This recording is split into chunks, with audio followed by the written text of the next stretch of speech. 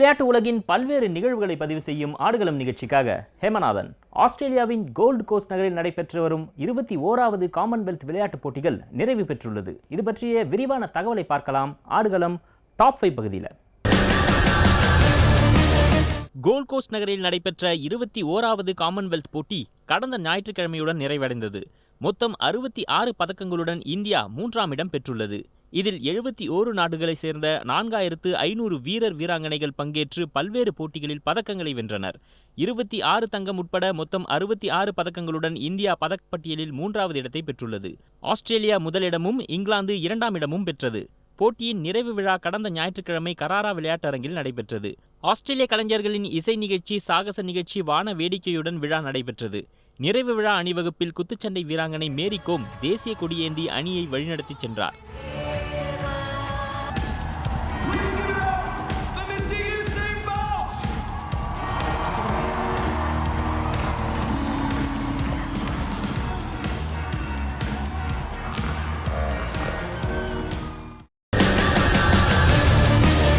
Gold கோஸ்டில் நடைபெற்று வந்த 21வது Commonwealth போட்டிகள் நிறைவடைந்தது. அடுத்த போட்டிகள் 2022இல் பர்மிங்ஹாம் நகரில் நடைபெற உள்ளன. காமன்வெல்த் விளையாட்டு கூட்டமைப்பு தலைவர் லூயிஸ் மார்டின் பேசுகையில், போட்டிகளில் வீரர்களின் திறமை சிறப்பானதாக இருந்தது. உலக சாதனைகளையும் படைத்தனர். இளம் வீரர்களும் பல்வேறு சாதனைகள் முறியடித்தனர். காமன்வெல்த் போட்டிகளின் எதிர்காலம் செம்மையாக காணப்படுகிறது என்றார். இளவரசர் எட்வர்ட் போட்டிகளை நிறைவு செய்து வைத்தார். காமன்வெல்த் விளையாட்டு கூட்டமைப்பு கொடி 2022இல் போட்டிகள் நடக்க உள்ள பர்மிங்ஹாம் நகர மேயரிடம் ஒப்படைக்கப்பட்டது. 11 நாட்கள் நடைபெற்ற போட்டிகளில் பங்கேற்ற ஆயிரக்கணக்கான வீரர் வீராங்கனைகள் இனிமையான நினைவுகளுடன் கோல்ட் கோஸ்டில் இருந்து விடைபெற்றனர்.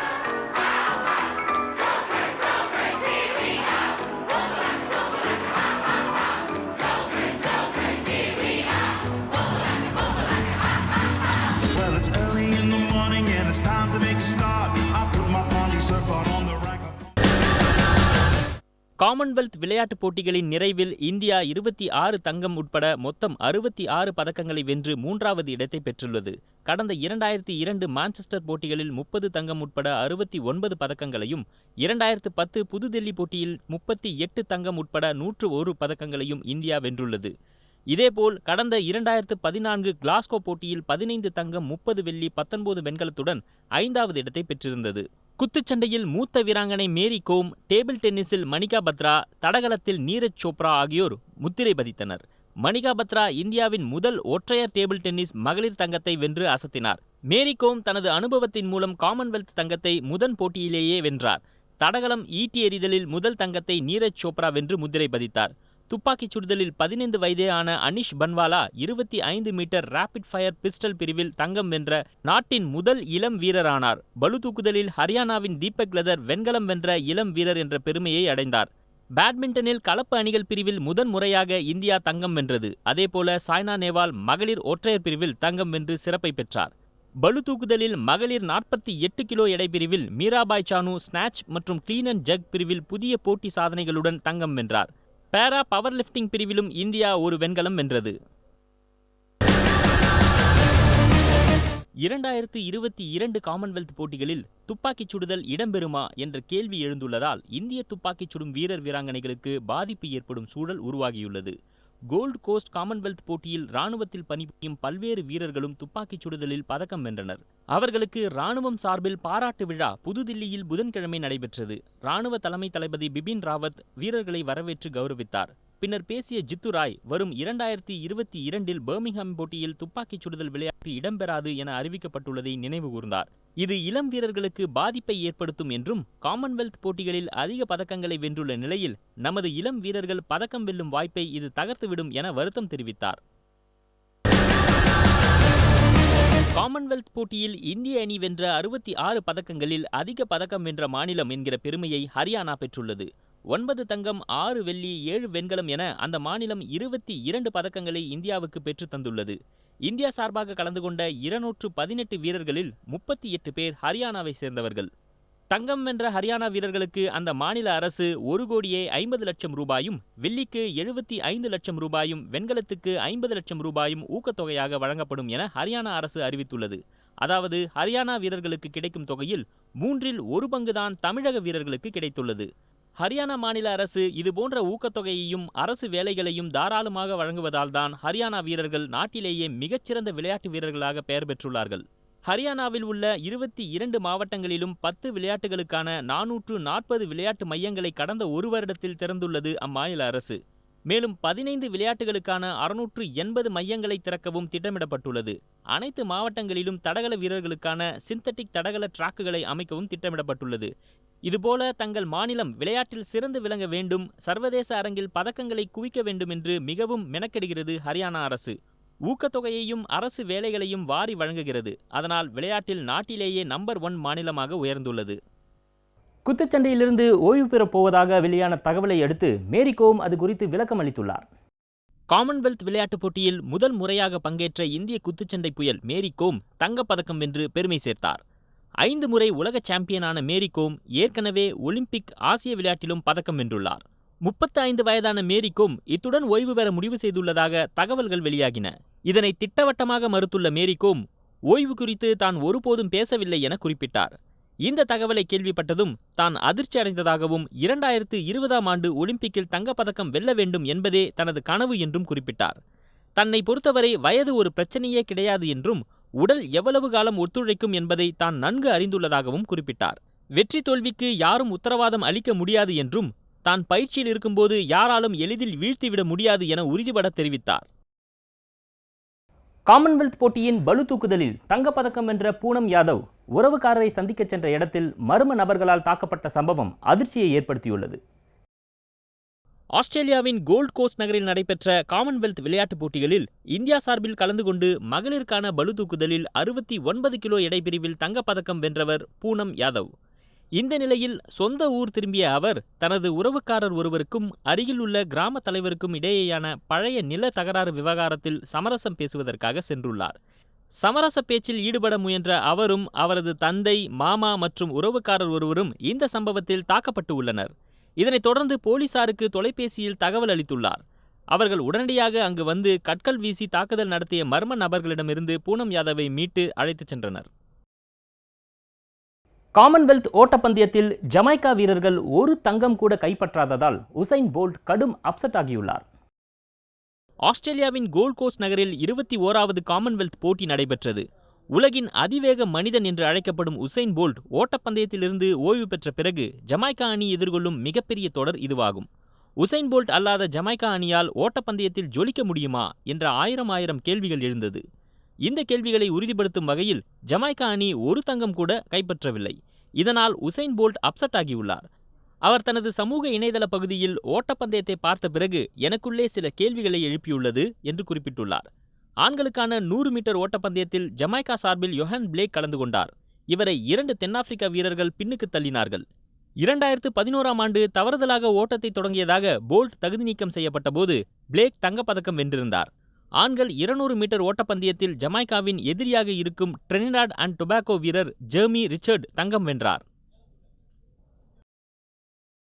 மும்பை சாலையில் இரவு நேரத்தில் கிரிக்கெட் விளையாடி கொண்டிருந்தவர்களுடன் இணைந்து சச்சின் டெண்டுல்கர் கிரிக்கெட் விளையாடிய வீடியோ காட்சி சமூக வலைதளங்களில் அதிகமாக பகிரப்பட்டு வருகிறது. IPL போட்டியில் மும்பை அணியின் ஐகானாக உள்ளார் சச்சின். அவர் ரசிகர்களுடன் இணைந்து சாலையில் கிரிக்கெட் விளையாடிய காணொலியை வினோத் காம்ப்ளி வெளியிட்டுள்ளார். பிறகு இதே காணொலியை சச்சின் ரசிகர்களின் சமூக வலைதள பக்கங்களிலும் பகிரப்பட்டுள்ளது. மும்பை சாலையில் இரவு வேளையில் கிரிக்கெட் ஆடிக்கொண்டிருந்த ரசிகர்களுடன் திடீரென இணைந்து கொண்டார் சச்சின். காரிலிருந்து இறங்கி வந்த சச்சின் நேராக பேட்டிங் செய்ய முன்வந்து கிரிக்கெட் விளையாடி கொண்டிருந்தவர்களை மகிழ்ச்சிக்கு ஆளாக்கினார். சில பந்துகளை எதிர்கொண்டு பேட்டிங் செய்தார் சச்சின். இந்த திடீர் அதிர்ஷ்டத்தால் திக்குமுக்காடி போன ரசிகர்கள் பிறகு சச்சினுடன் இணைந்து செல்ஃபி புகைப்படம் எடுத்துக்கொண்டார்கள். இந்திய கிரிக்கெட் வாரியத்தையும் அதன் மாநில கிரிக்கெட் சங்கங்களையும் தகவல் அறியும் உரிமை சட்டத்தின் கீழ் கொண்டுவர வேண்டும் என்று சட்ட ஆணையம் மத்திய சட்ட அமைச்சகத்திற்கு பரிந்துரை செய்துள்ளது. மற்ற தேசிய விளையாட்டு அமைப்புகள் அனைத்தும் இந்த சட்டத்தின் கீழ் கொண்டுவரப்பட்ட நிலையில் கிரிக்கெட் வாரியத்தை ஏன் அதற்கு உட்படுத்தக்கூடாது என்று கேள்வி எழுப்பியுள்ள சட்ட ஆணையம் 1997ஆம் ஆண்டிலிருந்து 2007ஆம் ஆண்டு வரை இந்திய கிரிக்கெட் வாரியம் மத்திய அரசிடம் இருந்து 2168 கோடி ரூபாய்க்கு வரி சலுகை பெற்றதையும் அதில் குறிப்பிட்டிருக்கிறது. இந்திய கிரிக்கெட் வாரியம் அரசு சாரா அமைப்பு என்று சொல்லப்பட்டாலும் இந்திய வீரர்கள் மூவர்ண நிறம் தாங்கிய சீருடையை அணிவதையும் ஹெல்மெட்டில் அசோக சக்கரம் பொறிக்கப்பட்டு இருப்பதையும் சட்ட ஆணையம் சுட்டிக்காட்டியுள்ளது. எனவே கிரிக்கெட் வாரியத்தின் செயல்பாடுகள் அனைத்தும் வெளிப்படைத்தன்மையுடன் இருப்பதற்கு அதை தகவல் அறியும் உரிமை சட்டத்திற்குள் கொண்டுவர வேண்டியது அவசியமான ஒன்று என்று பரிந்துரையில் தெளிவாக குறிப்பிடப்பட்டுள்ளது. இந்த பரிந்துரையை மத்திய அரசு ஏற்றுக்கொண்டால் பிறகு இந்திய அணியின் வீரர்கள் தேர்வு விவகாரம், பங்கேற்கும் போட்டிகள், வருமானம் உள்ளிட்ட பல்வேறு விவரங்களை பொதுமக்கள் தகவல் அறியும் உரிமை சட்டத்தின் கீழ் எளிதில் தெரிந்து கொள்ள முடியும். ஐபிஎல் தொடரில் ஏலம் போகாத இஷாந்த் சர்மா கவுண்டி கிரிக்கெட்டில் வாக்ஷயர் அணிக்கு எதிராக 5 விக்கெட் வீழ்த்தி அசத்தினார். இந்திய அணியின் வேகப்பந்து வீச்சாளர்களில் ஒருவரான இஷாந்த் சர்மாவை ஐபிஎல் தொடரில் எந்த அணியும் ஏலத்தில் எடுக்கவில்லை. ஐபிஎல் தொடர் முடிவடைந்தவுடன் இந்தியா இங்கிலாந்து சென்று விளையாடுகிறது. இந்த தொடரில் சிறப்பான ஆட்டத்தை வெளிப்படுத்துவதற்காக கவுண்டி ஆட்டத்தில் விளையாட முடிவு செய்தார். அதன்படி சசெக்ஸ் அணிக்காக விளையாட தீர்மானித்தார். இந்நிலையில் சசெக்ஸ் அணி வாக்ஷயர் அணியை எதிர்கொண்டது. இதில் இஷாந்த் சர்மா முதல் இன்னிங்ஸில் 3 விக்கெட்டும், இரண்டாவது இன்னிங்ஸில் 2 விக்கெட்டும் வீழ்த்தி அசத்தினார். சசெக்ஸ் அணி அடுத்த போட்டியில் லெச்செஸ்டர்ஸை எதிர்கொள்கிறது. அனுமதியின்றி தனது பெயர் பயன்படுத்துவதாக தோனி தொடர்ந்த வழக்கில் தனியார் நிறுவனத்திற்கு டெல்லி நீதிமன்றம் நோட்டீஸ் அனுப்பியுள்ளது. இந்திய கிரிக்கெட் வீரர் மகேந்திர சிங் தோனி பல தனியார் நிறுவனங்களுக்கு விளம்பர தூதராக செயல்பட்டு வருகிறார். உலக அளவில் மிக பிரபலமான விளையாட்டு வீரர் என்பதால் விளம்பரம் மூலமாக ஆண்டொன்றிற்கு பல 100 கோடி ரூபாய் சம்பாதிக்கிறார். இந்நிலையில் தன்னுடனான ஒப்பந்தம் காலம் முடிந்த பின்பும் தனது பெயரை பயன்படுத்தி விளம்பரம் செய்து வருவதாக மேக்ஸ் மொபைலிங் எனும் தனியார் நிறுவனத்தின் மீது மகேந்திர சிங் தோனி டெல்லி உயர்நீதிமன்றத்தில் வழக்கு தொடர்ந்துள்ளார். அதில் அந்த நிறுவனத்துடன் கடந்த 2012ஆம் ஆண்டு டிசம்பர் மாதத்துடன் விளம்பர ஒப்பந்தம் முடிவடைந்த நிலையில் தனது பெயரையும் புகைப்படத்தையும் அவர்களின் நிறுவன விளம்பரங்களில் பயன்படுத்தி வருவதாகவும், எனவே அதை உடனடியாக நிறுத்தவும், இதுவரை பயன்படுத்தியதற்கான ஊதியத்தை வழங்குமாறும் தெரிவித்துள்ளார். இதையடுத்து சம்பந்தப்பட்ட தனியார் நிறுவனத்துக்கு டெல்லி உயர்நீதிமன்றம் வியாழக்கிழமை நோட்டீஸ் அனுப்பியுள்ளது. மேலும் அதன் உரிமையாளர் நேரில் ஆஜராகி விளக்கமளிக்குமாறு நீதிபதி உத்தரவிட்டுள்ளார். தமிழக இளம் வீரரான சனுஷ் சூரியதேவ் தற்போது ஒரு பாடலை மகேந்திர சிங் தோனிக்கும் சென்னை அணிக்கும் அர்ப்பணித்துள்ளார். இந்த பாடல் இணையதளத்தில் வைரலாகி வருகிறது.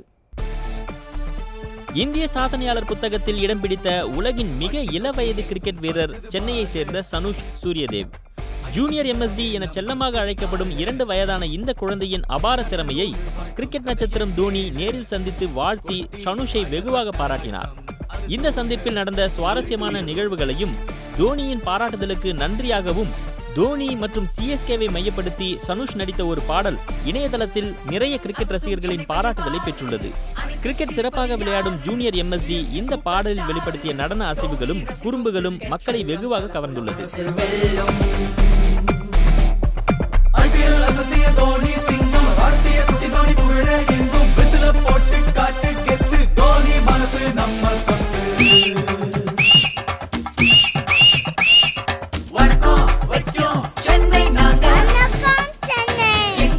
பல விளையாட்டு வீரர்களை அடையாளப்படுத்தி வரும் ஆடுகளம் நிகழ்ச்சியில் காமன்வெல்த் போட்டியில் வெற்றி பெற்ற தமிழக வீரர்களின் பதிவுகளை தற்போது பார்க்கலாம்.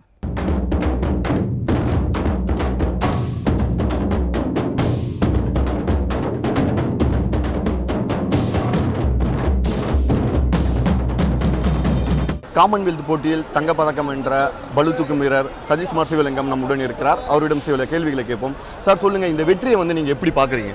இந்த வெற்றி நான் ஆல்ரெடி மெடல் வின் பண்ணியிருக்கேன் 2014. இது என்னோட 2வது வெற்றி. இது ஒரு பெரிய அச்சீவ்மெண்ட். எனக்கே ப்ரௌடாக இருக்குது. நான் இதுமாரி ஒரு மெடல் வின் பண்ணி நான் தமிழ்நாட்டுக்கு அப்புறம் நம்ம இந்தியாவுக்கு நம்ம பெருமை சேர்த்துருக்குன்னு சொல்லிட்டு. உங்களுடைய இலக்கு என்ன சார்? உங்களுடைய கடைசியான இலக்கு இது அச்சீவ் பண்ணணும்னு நான் நினைக்கிறேன் அப்படின்ற மாதிரி? என்னோட இலக்கு இப்போ வர ஏஷியன் கேம்ஸு, அப்புறம் ஃபஸ்ட்டு ஒலிம்பிக் குவாலிஃபை ஆகணும். அதுக்கப்புறம் ஒலிம்பிக் மெடல் நோக்கி போகணும். அதுதான் என்னோட இலக்கு. ரசிகர்கள் மத்தியிலே ஒரு ஆர்வம் இங்கே தென்படுது. எல்லாம் மலர் தூவி பூ தூவிலாம் நல்லா வரவேற்றாங்க. எப்படி பார்க்குறீங்க ரசிகர்களை? இது என்னோட தமிழ்நாட்டு மக்கள் எனக்கு கொடுத்த அன்பு. நிஜமாக இங்கே இவ்வளோ தூரம் எனக்காக நான் அவ்வளோவா வரதில்லை. ஏன்னா கேம்ப் ட்ரைனிங் அப்படின்னு சொல்லி சுற்றிட்டு இருப்பேன். ஆனால் நான் யாரையும் பார்த்ததில்லை, எனக்கு தெரியல. ஆனால் சில பல நண்பர்கள்லாம் இதுமாரி எனக்கு பண்ணுறதுனால எனக்கு சரி நம்ம ஒரு டச் இருக்கும், எனக்கு பெருமையாக இருக்குது தமிழ்னு சொல்லியிருக்கேன். இந்த காமன்வெல்த் கேம் வின் பண்ணது காரணமே அம்மாவால் தான். போன காமன்வெல்த் கேமில் சில்வர் வின் பண்ணேன். அதுக்கப்புறமா அவங்க எனக்கு 30 lakhs கொடுத்து என்கரேஜ்லாம் பண்ணாங்க. அதை வச்சு நான் இன்டர்நேஷ்னல் டோர்னமெண்ட் விளையாடி இப்போது காமன்வெல்த் கேமில் கோல்டு வின் பண்ண. அதனால் நமக்கு ரொம்ப நன்றி. எனக்கு அடுத்தது ஒலிம்பிக் இருக்குது, அதுக்காக ப்ரிப்பேர் பண்ண போகிறேன். ஷியாவில் நடக்கவுள்ள உலகக்கோப்பை கால்பந்து போட்டியில் 4 வீடியோ உதவி நடுவர்கள் நியமனம் செய்யவும் ராட்சத திரைகளை வைப்பதற்கும் சர்வதேச கால்பந்து கூட்டமைப்பு நடவடிக்கை எடுத்துள்ளது. ஃபிஃபா உலகக்கோப்பை கால்பந்து போட்டிகள் வரும் ஜூன் மாதம் 14ஆம் தேதி தொடங்கி ஜூலை மாதம் வரை ரஷ்யாவில் பல்வேறு நகரங்களில் நடைபெறவுள்ளது. ஒவ்வொரு ஆட்டத்தின் போதும் 4 வீடியோ உதவி நடுவர்கள் மைதானத்தில் ராட்சத திரைகள் இடம்பெறும். அனைத்தும் மாஸ்கோவில் அமைக்கப்படும் மத்திய கட்டுப்பாட்டு மையத்தில் இருந்து கண்காணிக்கப்படும். அனைத்து நடுவர்களும் மாஸ்கோவிலேயே இருப்பார்கள். அடுத்து வரும் 2 வாரங்களில் கவர்ச்சியானோவில் இது தொடர்பாக 36 நடுவர்கள் 63 உதவியாளர்களுக்கு தொழில்நுட்ப பயிற்சி தரப்படும். வீடியோ உதவி நடுவர்கள் ஒவ்வொரு ஆட்டத்தின் போதும் பணியில் இருப்பர். அவர்கள் களத்தில் நடப்பது தொடர்பான காட்சிகளை நடுவர்களுக்கு விளக்குவர். இதற்காக 2 சிறப்பு நவீன கேமராக்கள் பயன்பாட்டில் இருக்கும் என ஃபிஃபா நடுவர் குழு தலைவர் தெரிவித்தார். ஆட்டத்தின் போது ஏற்படும் தவறுகளை கண்காணிக்கவும் நவீன தொழில்நுட்பத்தின் மூலம் கோல் அடித்தலை பார்வையிடவும் இது உதவும் என்றார். ரஷ்யாவில் வரும் ஜூன் மாதம் தொடங்கும் உலகக்கோப்பை கால்பந்து போட்டிக்குள் தான் முழுமையாக தயாராகி விடுவேன் என்று பிரேசில் கால்பந்து அணியின் நட்சத்திர ஆட்டக்காரர் நெய்மார் கூறியுள்ளார். பிரேசில் கால்பந்து அணியின் நட்சத்திர ஆட்டக்காரர் Neymar Paris Saint Germain club அணிக்காகவும் விளையாடுகிறார். கடந்த பிப்ரவரி மாதம் கிளப் போட்டியில் ஆடியபோது நெய்மார் கால் பாதத்தில் காயமடைந்தார். உடனடியாக தாயகம் திரும்பிய அவர் காலில் அறுவை சிகிச்சை செய்யப்பட்டது. காயத்திலிருந்து குணமடைந்து வரும் நெய்மார் காயம் மோசமானது, ஆனால் தற்போது ஓய்வு எடுத்து வருவதால் தேறி வருவதாகவும் ரஷ்யாவில் ஜூன் மாதம் தொடங்கும் உலகக்கோப்பை கால்பந்து போட்டிக்குள் தான் முழுமையாக தயாராகி விடுவேன் என தெரிவித்தார். மே 21ஆம் தேதி தொடங்கும் தேசிய அணிக்கான பயிற்சி முகாமில் நெய்மார் பங்கேற்க தயாராகி வருகிறார். இதனிடையே காயத்திற்கு அறுவை சிகிச்சை செய்து கொண்ட நெய்மார் உலகக்கோப்பையில் பிரேசில் அணியை வழிநடத்தி செல்வார் என்று பயிற்சியாளர் பீலே நம்பிக்கை தெரிவித்துள்ளார். ரஷ்யாவில் உள்ளூர் லீக் கால்பந்து போட்டியை கரடி தொடங்கி வைத்ததற்கு விலங்கு நல ஆர்வலர்கள் எதிர்ப்பு தெரிவித்துள்ளனர். ரஷ்யாவில் கால்பந்து விளையாட்டு மிகவும் பிரபலமாக உள்ளது. வரும் ஜூலை மாதம் ஃபிஃபா உலகக்கோப்பை கால்பந்து போட்டிகள் நடக்கவுள்ள நிலையில் 3வது டிவிஷன் லீக் கால்பந்து போட்டியில் மஷிக், கேஎம்வி, அங்குஷ்ட் உள்ளிட்ட அணிகள் மோதும் போட்டி நடைபெற்றது. ரஷ்ய நாட்டின் அடையாளமாக கரடி கருதப்படுகிறது. இந்நிலையில் கால்பந்து போட்டியை டிம் என்ற பெயர் கொண்ட கரடி தொடங்கி வைத்தது. பந்தை நடுவரிடம் வழங்கி கைத்தட்டி கரடி போட்டிகளை தொடங்கி வைத்தது. இக்காட்சியின் வீடியோ சமூக வலைதளங்களில் வைரலானது. இந்த நிலையில் கால்பந்து போட்டியை கரடி தொடங்கி வைத்ததற்கு விலங்கு நல ஆர்வலர்கள் எதிர்ப்பு தெரிவித்துள்ளனர். பந்தை சேதப்படுத்திய புகார் தொடர்பான பிரச்சனையில் மக்களிடம் இழந்த நம்பிக்கையை மீண்டும் பெறுவதே தங்களின் நோக்கம் என ஆஸ்திரேலிய கிரிக்கெட் அணியின் புதிய கேப்டன் டிம் பெயின் தெரிவித்துள்ளார். தென்னாப்பிரிக்காவுக்கு எதிரான டெஸ்ட் தொடரின் போது பந்தை சேதப்படுத்தியதாக எழுந்த புகார் தொடர்பாக அந்த அணியின் கேப்டன் ஸ்மித், துணை கேப்டன் வார்னர், பந்து வீச்சாளர் பேன்கிராஃப்ட் ஆகியோருக்கு ஓராண்டு தடை விதித்து கிரிக்கெட் ஆஸ்திரேலியா உத்தரவிட்டது. மேலும் ஸ்மித், வார்னர் ஆகியோர் தங்கள் பதவியை ராஜினாமா செய்தனர். இந்நிலையில் டெஸ்ட் அணியின் புதிய கேப்டனாக டிம் பெயின் நியமிக்கப்பட்டுள்ளார். செய்தியாளர்களிடம் பேசிய அவர், திறந்த மனதுடன் கிரிக்கெட்டில் களம் காண உள்ளதாகவும், பந்தை சேதப்படுத்திய விவகாரம் வீரர்கள் எதிர்பார்த்ததை விட பெரிதாகிவிட்டதால் வருங்காலத்தில் வித்தியாசமான முறையில் ஆட்டங்களை எதிர்நோக்க உள்ளதாக தெரிவித்தார். ஆஸ்திரேலிய ரசிகர்களிடம் இழந்த நம்பிக்கையை மீண்டும் பெறுவதே தங்களின் உடனடி நோக்கம் என குறிப்பிட்ட அவர், தடை செய்யப்பட்ட 3 வீரர்களும் மீண்டும் அணிக்கு திரும்பலாம் என்றும், ஆனால் மக்களின் எதிர்ப்புக்கு ஏற்ப அவர்களது இணைப்பு அமைய வேண்டும் என தெரிவித்தார். இங்கிலீஷ் கால்பந்து லீக் போட்டிகள் எனப்படும் கால்பந்து பிரீமியர் லீக் பட்டத்தை மான்செஸ்டர் சிட்டி அணி வென்றுள்ளது. இங்கிலீஷ் கால்பந்து லீக் போட்டிகள் பிரீமியர் லீக் என அழைக்கப்படுகின்றன. இதில் பல்வேறு முன்னணி கால்பந்து கிளப்கள் இடம்பெற்று விளையாடுகின்றன. இதில் அதிகபட்சமாக மான்செஸ்டர் யுனைடெட் அணி 13 முறை சாம்பியன் பட்டம் வென்றுள்ளது. இதற்கிடையே நிகழாண்டு பிரீமியர் லீக் கால்பந்து சாம்பியன் பட்டத்தை மான்செஸ்டர் சிட்டி அணி வென்றுள்ளது. தொடர்ந்து 5 போட்டிகளில் இந்த அணி வென்றுள்ளது. இந்நிலையில் சிட்டி அணியின் பரம எதிரியான மான்செஸ்டர் யுனைடெட் அணி 0-1 என்ற கோல் கணக்கில் வெஸ்ட் பிரவுன்விச் அணியிடம் அதிர்ச்சி தோல்வியை தழுவியது குறிப்பிடத்தக்கது. பிரபல டென்னிஸ் வீரரான ராஜர் ஃபெடரர் மேலும் ஒரு சாதனையை படைத்துள்ளார்.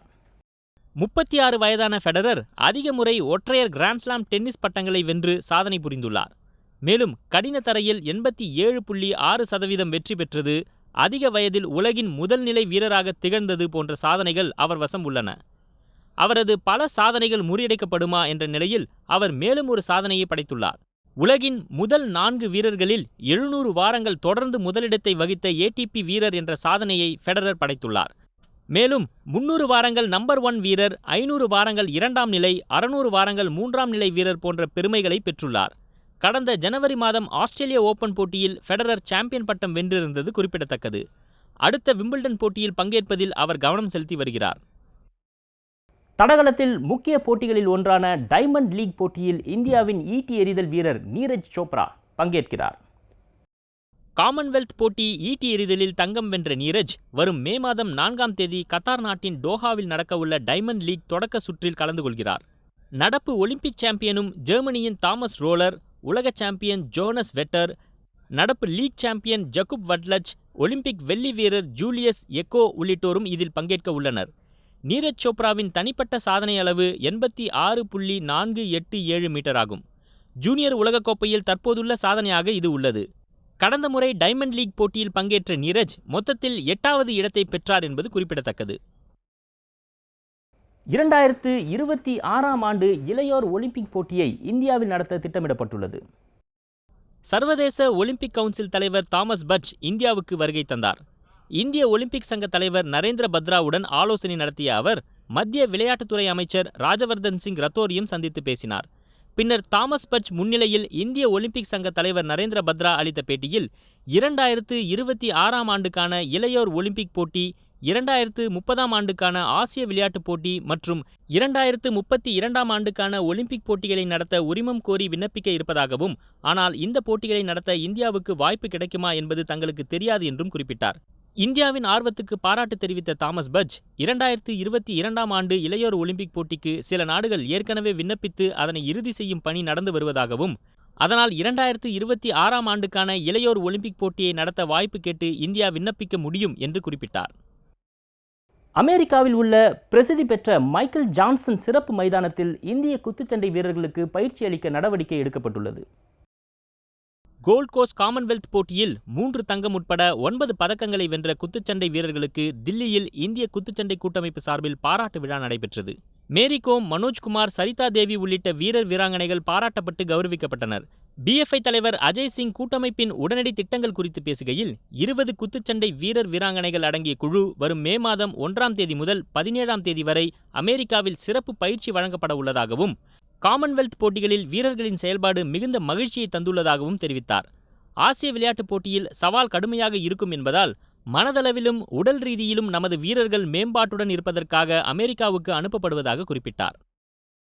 ஆப்கானிஸ்தான், வங்கதேச அணிகளுக்கு இடையிலான 3 போட்டிகள் கொண்ட T20 கிரிக்கெட் தொடர் டேராடூனில் நடக்கிறது. ஆப்கானிஸ்தான் கிரிக்கெட் அணி டெஸ்ட் போட்டியில் விளையாடக்கூடிய அந்தஸ்து பெற்றுள்ளது. அந்த அணி இந்தியாவை சொந்த மைதானமாக கொண்டு விளையாடி வருகிறது. ஆப்கானிஸ்தான் வங்கதேச அணிக்கு எதிராக ஒருநாள் கிரிக்கெட் தொடரில் விளையாடுவதாக இருந்தது. தற்போது 2020 T20 உலகக்கோப்பை கருத்தில் கொண்டு 3 போட்டிகள் கொண்ட T20 தொடரில் விளையாடுவதற்கு வங்கதேசம் சம்மதம் தெரிவித்துள்ளது. இரு அணிகளுக்கு இடையிலான தொடர் டேராடூனில் நடைபெற உள்ளது. ஆண்கள் ஒற்றையர் சர்வதேச டென்னிஸ் தரவரிசை பட்டியலில் 2 ஆண்டுகளுக்கு பின் முதல் 100 இடங்களுக்குள் இந்தியாவின் யூகி பாம்ப்ரே முன்னேறினார்.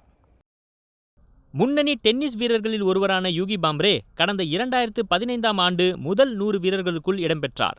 எனினும் அவருக்கு ஏற்பட்ட தொடர் காயங்கள் காரணமாக தரவரிசை பட்டியலில் சறுக்கல் ஏற்பட்டது. இந்நிலையில் கடும் பயிற்சியின் காரணமாக அண்மையில் நடைபெற்ற தை சேலஞ்சர் டென்னிஸ் போட்டியில் யூகி முதலிடம் பெற்றார். இதையடுத்து அவர் தரவரிசை பட்டியலில் 83வது இடத்துக்கு தகுதி பெற்றுள்ளார்.